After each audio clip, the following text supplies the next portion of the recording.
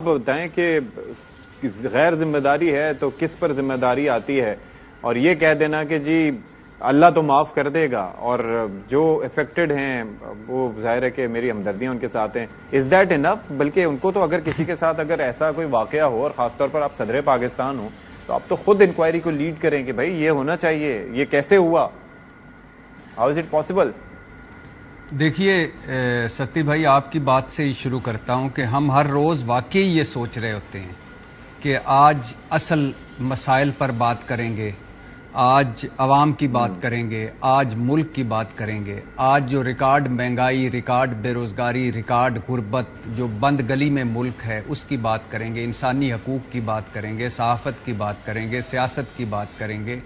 ہمارا ملک معاشی طور پر آگے کہاں جائے گا اس کی بات کریں گے، ہم کدھر سے چلے تھے کدھر پہنچ گئے اس کی بات کریں گے،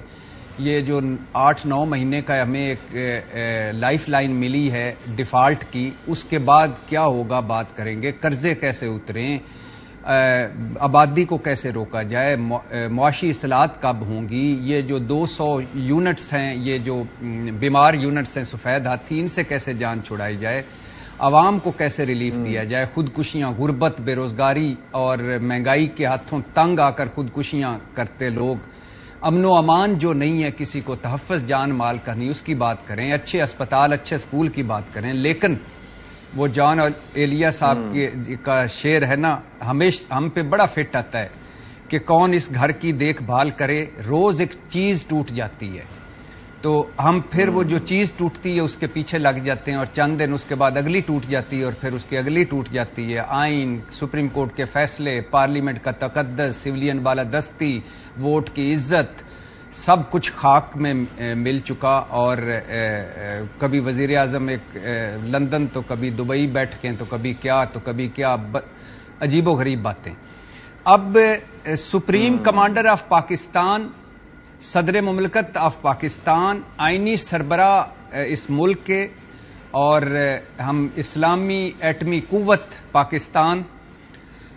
وہ کہہ رہے ہیں کہ میں اللہ کو گواہ بنا کر کہتا ہوں کہ میں نے دونوں، مطلب آفیشیل سیکرٹ ترمیمی بل اور آرمی ایکٹ ترمیمی بل پر دستخط نہیں کیے کیونکہ میں ان سے متفق نہیں تھا۔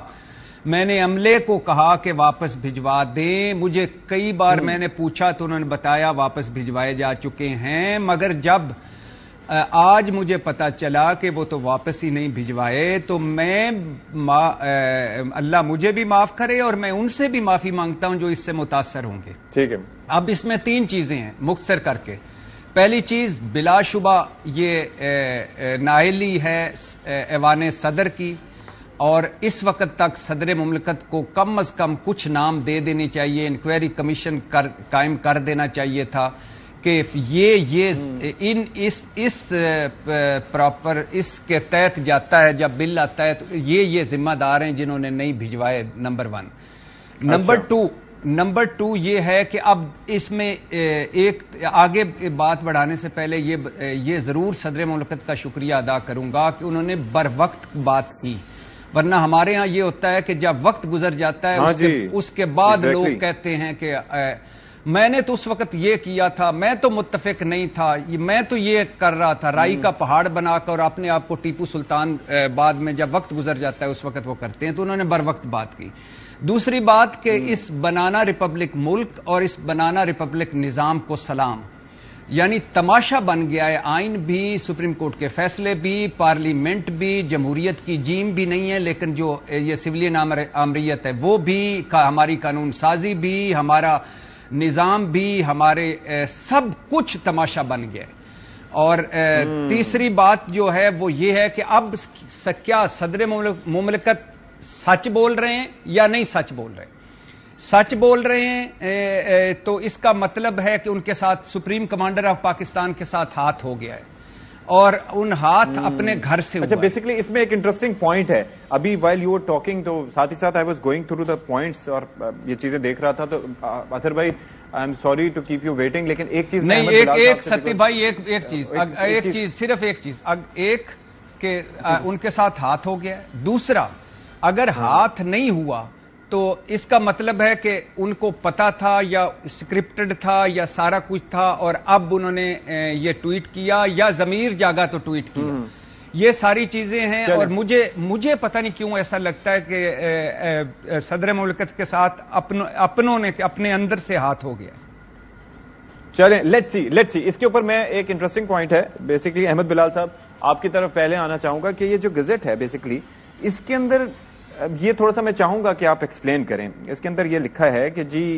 دا فالوئنگ ایکٹ آف مجلس شورا یعنی کہ parliament is deemed to have been assented by the president with effect from 17 August 2023. Deemed to have been اسینٹڈ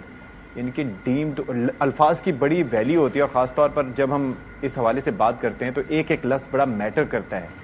یہ ذرا سمجھائیے گا اس کا مقصد کیا ہوا اس صورتحال میں. یہ دونوں جو بل ہیں ان کے اوپر یہی الفاظ ہیں جب یہ ان کے نوٹیفیکیشن جاری ہوئے ہیں. اس کا مطلب یہ ہے کہ صدر مملکت نے اسینٹ تو نہیں دی لیکن انہوں نے چونکہ 10 دن کے اندر اسینٹ دینی ہوتی ہے وہ نہیں دی تو یہ پھر تصور کیا جائے گا کہ ان کی اسینٹ دے دی گئی ہے. یعنی یہ اس ہمارے آئین میں یہ بات کہنی چاہیے کہ یہ ہمارے آئین میں یہ ایکسپلسٹلی نہیں لکھا ہوا کہ اگر وہ اسینٹ نہیں دیں گے تو اس کا مطلب یہ ہوگا کہ وہ انہوں نے منظوری دے دی ہے. کیونکہ آج دو بڑے ممتاز ماہرین آئین جن کی میں بہت عزت کرتا ہوں سلمان اکرم راجہ اور علی ظفر ان دونوں نے کہا ہے کہ جب وہ اسینٹ نہیں دیتے تو اس کا لازمی مطلب یہ نہیں ہے کہ وہ منظوری دے چکے ہیں 10 دن تک. اس کا یہ بھی مطلب ہو سکتا ہے کہ انہوں نے منظوری نہیں دی. تو یہ تو it's a matter of interpretation. تو لیکن میرا خیال یہ ہے کہ ایسا ہو نہیں سکتا اس لیے کہ جب 10 دن. اچھا لیکن ایک چیز یہ ہے کہ اس کے اندر آرٹیکل جو 75 ہے اس کے اندر جب میں اینڈ میں اس کو جا کے پڑھ رہا ہوں تو اس کے اندر یہ لکھا ہوا ہے کہ جی it shall be deemed for the purposes of the constitution to have been passed by the both houses and shall be presented to the president and the president shall give his assent within 10 days failing which such assent shall be deemed to have been given. لیکن یہ تو article 75 میں یہ اس صورت میں ہے جب یہ جوائنٹ سٹنگ آف پارلیمنٹ سے پاس ہو کے آ جائے. اس صورت میں پھر صدر مملکت کی ایسٹ جو ہے وہ ایک فارمیلٹی ہے نہ دے تو بھی وہ منظور ہو جاتا ہے. یہ اس کے بارے میں پہلی حالت کے بارے میں نہیں ہے. ٹھیک. جی ہاں.